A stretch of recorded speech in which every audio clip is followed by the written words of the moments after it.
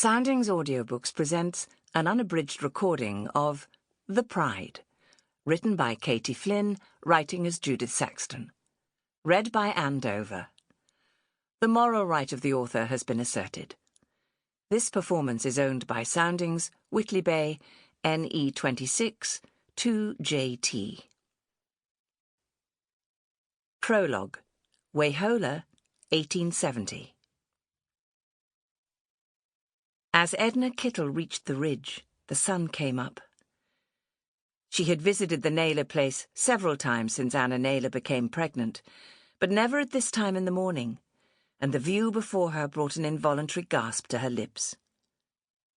It was so beautiful that despite the need for haste, she paused, seeing as if for the first time the great mass of the forest, the clear colours of the pastures and hayfields painted by the early sunshine, the misty blueness of the distant hills. The Neyler place nestled, there was no other word for it, in a fold of the hill, with forest on one side and cultivated fields on the other.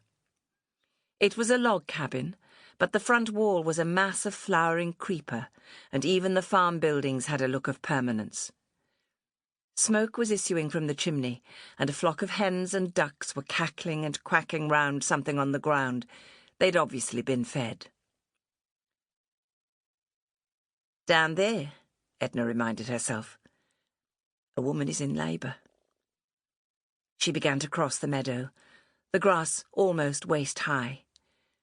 She hoped that the child would be a boy, because that was what Carl Neyler wanted, and he was a man no one liked to cross. It would not be a pleasant task, she thought uneasily, to tell him that his wife had only produced a daughter. On the other side of the meadow there was pasture, with a boggy patch poached by the cows, and then she was in the farmyard. She barely had time to reflect that Teutonic efficiency did have its merits if it could produce the only tidy yard she'd ever seen, when she heard, faintly, a baby's cry. She ran the last few steps and burst into the cabin. It was a moment she would never forget. Carl had the child in his arms as he knelt by the bed. The baby was pink from its birth struggles, the small face suffused with red, the mouth open on a wail. Hair, yellow and wet as a new-hatched chick, stood up on the small head. Carl looked lit from within, as if joy, an emotion he scarcely knew, had suddenly flowered in him, irrepressible. Sample complete. Ready to continue?